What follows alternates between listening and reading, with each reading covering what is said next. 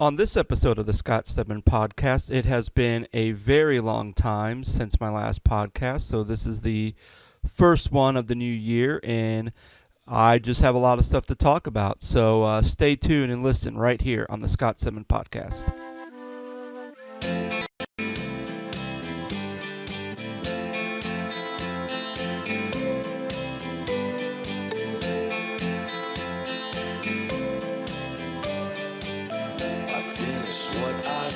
Good day, everybody, and welcome to the Scott Stedman podcast.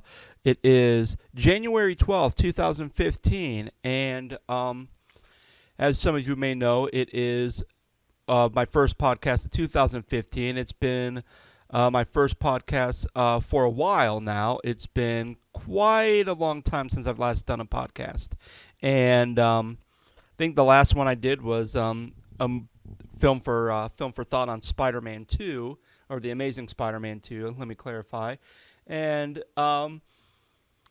usually every time when I come back from a long time without doing a podcast, I always say that I'm busy. Have a lot of stuff going on, whether it's me doing the summer camps or whatever the reasons may be.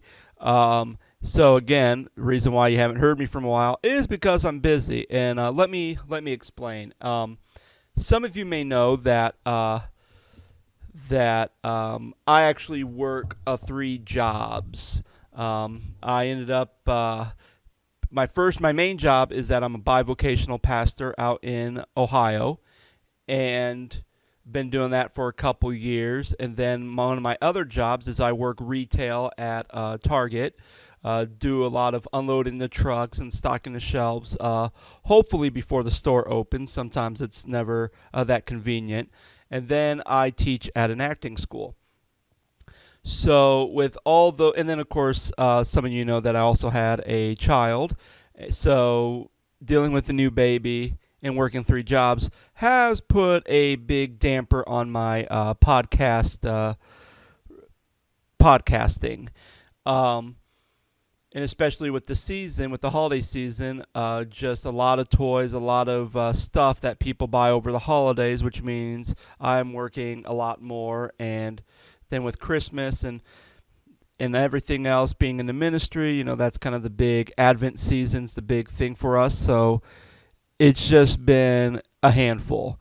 And now things are starting to slow down. But to top another layer of stuff on top of everything that I have just said, I'm also moving.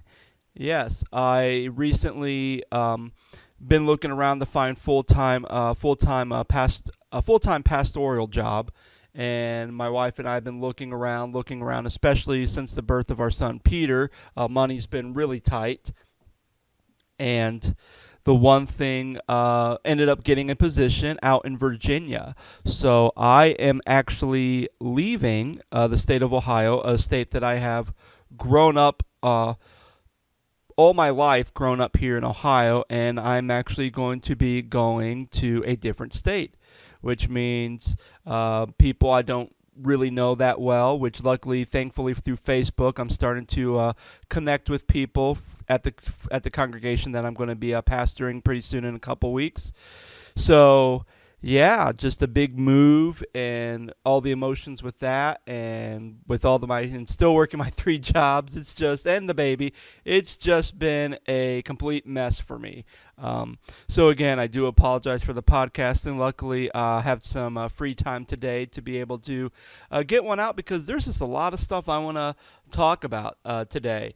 So first of all, hopefully everyone had a good New Year's. My New Year's was pretty uneventful. I was so exhausted I fell asleep at 9 o'clock, so I didn't watch the ball drop. And it was quite funny because I was talking with some people at the church I'm at now in Ohio, and we were taking down Christmas decorations in the church, and I was asking what everyone did, and they said, oh, well, I went to sleep, but I set my alarm so I could wake up, watch the ball drop, and then go back to sleep. It's like, oh, I should have thought of that. Maybe I should have set an alarm, but I didn't do that, and I said, yeah, I didn't, and one lady said, well, I guess you haven't entered a new year yet because you haven't seen the ball drop. I go, yep, I'm still stuck in 2004. And the lady looks at me and she goes, "Oh, you mean 2014?" I go, "No, 2004. I haven't seen the ball drop since 2004, so I'm still reliving like Groundhog's Day, the year of 2004." So, kind of funny. You just have to be there. It's probably not as funny hearing it on the other side of this microphone. So, no, but so far, I mean, obviously with the new year, a lot of things have been changing. A lot of things have been going on, and for the most part, it seemed like for most people, especially in the news, everything's just kind of same old, same old. And then just last week, I was reading reports about everything that was happening at Charlie Hebdo, or however you pronounce that, out in France, and just a terrorist attack out there. And with that tragedy, and I know me personally, I've been praying for all the friends and family of those who were affected by that incident, and in just reading just the news, just the reports that are coming out of it, and even just the opinion articles over this topic, it just seems like there's just a lot of bad things going on. And, especially with the Muslim population, it just seems like anytime when there's a terrorist attack, especially after 9/11, the finger is always pointed at Muslims. And it seems like, and then the question that's always brought up is, well, why would anyone want to practice Islam? Because it just seems like all it is a religion of hate. And you always see these people who are out defending it saying, no, if you really look at Islam, it's actually a religion of peace. And it's a beautiful religion, a religion of peace.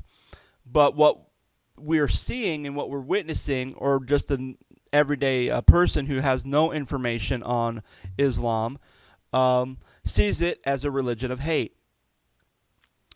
And it made me think about a lot of different things about religion and how that is always played out. And it's been a long, long time since I studied all the different religions. It's probably been, almost close to 8 to 10 years since I've actually studied a bunch of different religions, because obviously the only religion that I have a great understanding of is Christianity, due to that I'm an American and that's the primary religion of America that most people practice over here, and because I'm a pastor, and that's just kind of the religion that I choose to associate myself with. But one of the things I always thought was interesting was that statement, no, this religion is not a religion of hate, it's actually a religion of peace. And I think the same thing can kind of go with Christianity as well, because I mean, there's been a lot of stuff out there like, oh, well, Christianity's this, Christianity's that. It's great. It's a religion of love, and even when I look at Christianity, when I read through the Holy Scriptures, when I study it, at its core, yes, it's a religion of love. It's a religion of God saving humanity, basically from its own destruction, trying to save them, which we see through the sacrificial works of Jesus Christ. However, I think when you ask the normal, everyday person what they think of Christianity, I don't think a religion of love is something that would come out of their mouths. I think a lot of times what people would say, it's a religion of hate, it's a religion of rules, it's a religion of judgment. And I think that's kind of what I think a lot of people would view Christianity as, just someone who's like on the outside looking in. And I've been really struggling with this and wrestling with this, especially since I've recently read a book called God Space by Doug Pollock. And it was and I actually did a series on this at my church, and it was interesting to see how many people, the idea of trying to, just their view of Christianity. In Doug's book, anytime when he hears people start bashing Christianity, he always asks the question, well, what were some things that kind of give you, this view of Christianity. And it seems like right when he asked that question, it's like you turn the water on full steam ahead and just see this pouring out of people talking about abuse, people talking about how they've been hurt. There's actually a guy at my church who's been talking to his coworkers about coming to church, and not necessarily coming to church on Sunday, but even coming to our events. We've had Amish dinners, we've had movie nights at our church, we've had a lot of great stuff happening here, and he would always invite some coworkers, and there's one coworker who always says, well, I'd be afraid, like right when I step into the church would collapse on top of me. Meaning that he has so much sin in his life that if he walks into any place holy, he's afraid that God is just going to kill him. And I find that, and for me, I'm thinking, well, no, it's not like that at all. But for him, something must have happened in his life where he sees that that's going to happen to him, that he is done so much wrong in his life that even the idea of going to church scares him to death because he's afraid he's going to die, or he's afraid that, or more importantly, he's afraid that he's going to be judged based on what has happened in his life. And especially in God's space, Doug talked about a contractor, a construction worker that was working on his house, who talked a little bit about his life, how he was in a biker gang and how he did a lot of bad stuff. And because of that, he didn't go to church. And throughout this book, Doug's just talking about these little tiny cues and steps that he was working in this guy's life to start him going back to church. And again, this construction worker started going back to church, and Doug even writes in his book that, I don't know if this guy's a Christian or not because the book was published before he made any type of conversion. But the point is this guy was seeking. That guy was trying to find something. And I believe that, with religion, it's something that you have to seek. It's a seeking thing. It's not necessarily you jump into a religion and you're going to know everything about it. Sometimes if you want to try to find God, if you want to do some searching, that is something you need to do. You need to kind of go and do the searching for yourself. I've had a couple of friends. Actually, there's a guy at my church who's a Nazarite Jew. And he talked a little bit about how he grew up in the charismatic circles of the church, and he called it the 20-40 rule, where there's 20 different pastors who explain the same verse 40 different ways, and none of it makes sense. And his big conversion experience was more of him saying, you know what? He threw his Bible down. He says, I'm done with this. And he says, if I'm going to understand this, I need help. And not help from anybody else, but he needed help from God. And with that prayer, God was able to help him be able to navigate the scriptures and be able to do the work on his own. Like, he has a Bible that he has actually translated from the Aramaic because that was something he wanted to do to get into connection with God. I have another friend who actually grew up at the church that I grew up at, and he went through a little bit of a faith crisis and decided he wasn't going to be a Christian anymore. Actually, publicly announced it, and started to do some searching. Really was doing some searching. I know he was dabbling in Judaism a little bit. He was dabbling. I can't even speak. Dabbling in Buddhism and some other types of religion. And after all his searching that he was doing, he's actually now at a seminary out in Claremont, Claremont School of Theology, just studying, and he's really big into liberation theology. And, for me, it was interesting because, there was a lot of people saying we needed to pray for him, for his soul. And there was a part of me that said, well, I'm not going to pray that prayer. Sorry, Christianity. I'm going to just pray that he finds what he's looking for, that he finds God. Because if I believe that there is one true God, then I believe that if people are seeking, they're going to find the God that I believe in. Because, that's what I believe. So So for everyone out there who may be struggling with faith, or maybe with this whole Charlie Hebdo has opened up a can of worms about religion, remember, it's about having a relationship with God. And you can, and it's not just basically sitting around and saying, okay, God, let's have a relationship. It's something that you have to pursue. Not necessarily, it's just kind of like, when I met my wife at college, I could just go home and hopefully she would just randomly talk to me and ask me out. But I liked her. I wanted her. I pursued her. And that's how we have the relationship. And that's why we're married, because I pursued her.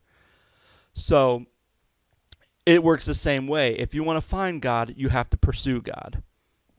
All right, so enough of that. The other thing that's been on my mind recently, speaking of a marriage, is I was disheartened a little bit just the last couple of months.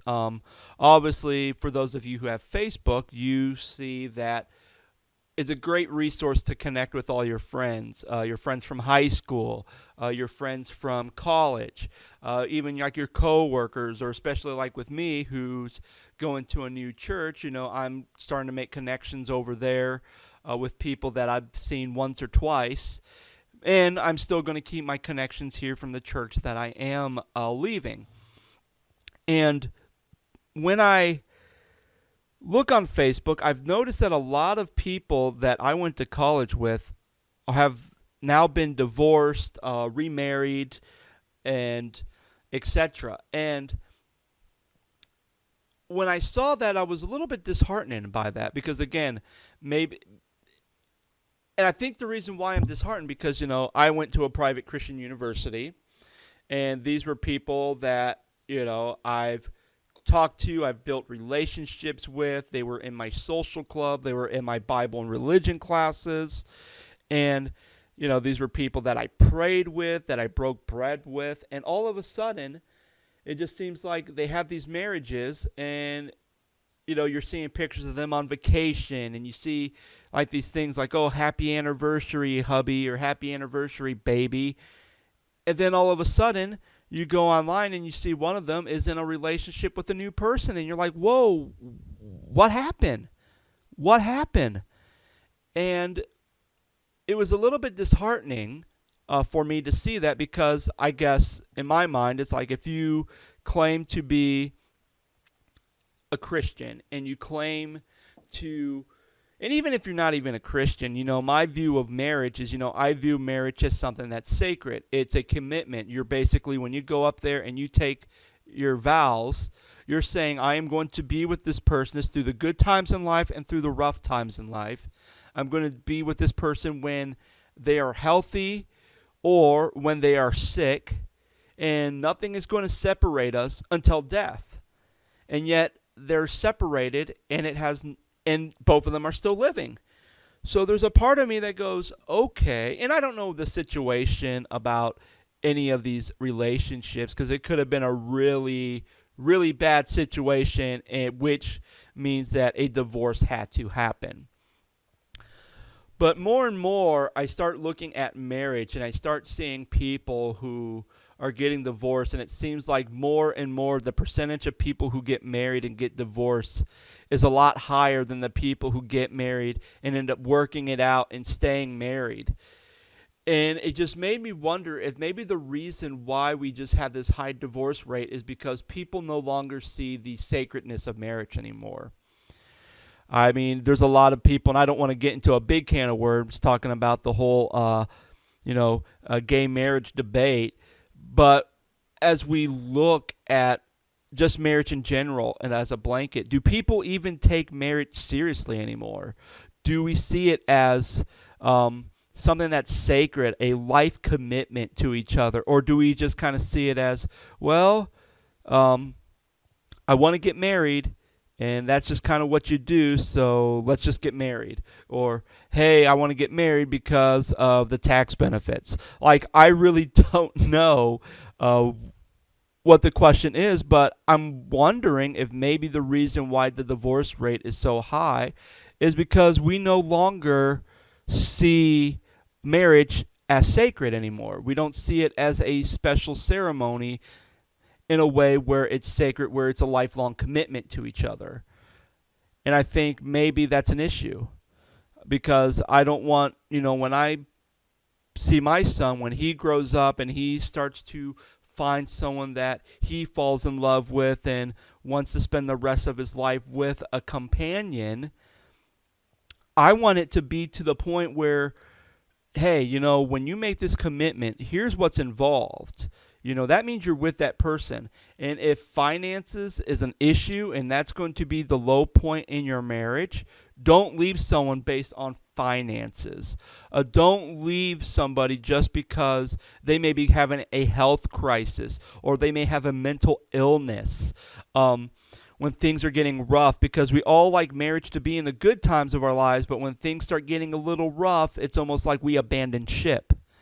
And that's not the point. The point is that we need to have a relationship with that person, a lifelong commitment with that person. And when we say those vows and we say, hey, this is what I'm committing myself to this person, then that's what we need to do. And I'm going to be honest, we've had good times in my marriage with my wife and I, and there's been some rough patches in our marriage, but we continue to work things out. And I think that's the goal.